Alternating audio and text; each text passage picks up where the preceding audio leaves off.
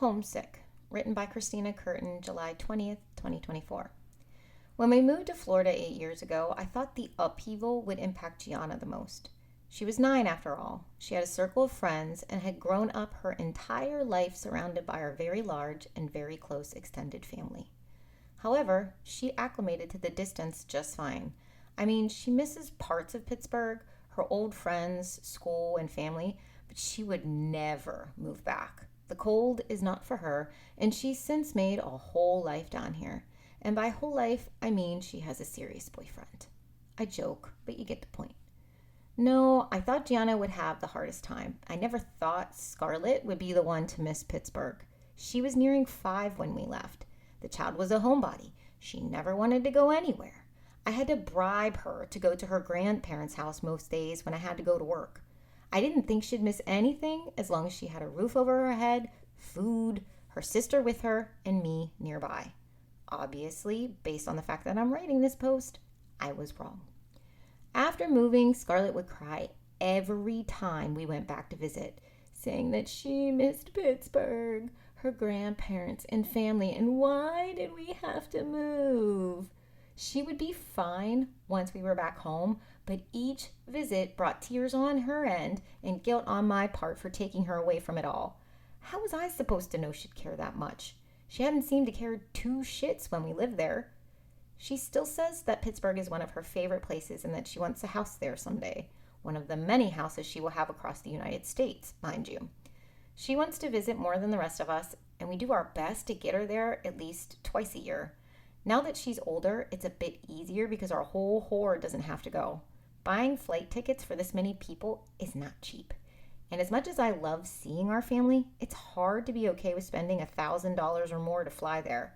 I'd rather spend that money to go someplace I haven't seen yet. I don't want to vacation in Pittsburgh. And I don't want to drive 14 hours either. Call me bougie, call me spoiled, but I fucking hate car rides. They are long and boring and seem like a total waste of time. Why take days to get somewhere when it can only take me hours? Why shove 4 kids in a car for that long? It's stupid. It's torture. I don't want to do it. Now, though, we are finally at the point where Scarlett can visit on her own. 1 flight is way more digestible to my wallet. So, for the past 16 days, Scar has been in Pittsburgh. Yes, 16 days. That's a long-ass time. I'll be honest, I thought she was going to regret her decision. I thought she would get homesick and be bored. I thought she would never want to do it again. And here I sit, wrong about Scarlett again. She loved her trip. She wasn't bored at all, and I'm happy that she enjoyed her time up there so much. Okay, honestly, I'm also a little irritated. I guess in my heart I wanted her to not like it that much, because maybe it would validate our decision to be here in Florida. Like, see, Scar, things aren't that great up there all the time. And I'm a little sad she wasn't more homesick. I think she would have stayed another 16 days up there if she could. I know that it's good that she had fun and that my child wasn't miserable for 2 weeks, but there's a part of me that is a little disgruntled at the success of her trip and the fact that she didn't call me in utter misery and ask me to come home early. In fact, on the night she arrived home, she came into my room around 3 a.m. saying she couldn't sleep. I held out my arms and had her lay down next to me, and as she laid there snuggling, she began to cry. "I miss TT," she said quietly so as to not wake anybody else up. I rubbed her back and shushed her, saying to try and not think about it now. It will only keep her up. To get some rest, she had a long day. But what the fuck, child? I mean, sorrows, prayers. But you're crying in the middle of the night right now about missing your grandma? Did you cry about me, your birth giver? That's how she has me labeled in her phone. While you were away from me for 16 damn days? You know, the woman that you literally sucked the life out of for 10 months of your life? The woman you gave gray hair to? Did you cry for me? Huh? And then I have to tell the voice in my head to shut the fuck up and be kind. Scarlett doesn't have to miss me. This isn't a feelings contest. Stop being so damn selfish, Nancy. That's the name I gave the voice inside my head. Stop being so damn selfish and be there for your kid. Being 13 isn't easy, and she doesn't see her grandmother as much as she gets to be with you. Stop being such a main character. I do think her solo trip was good though, especially because of one conversation Scarlett had with Vince about 11 days into her trip.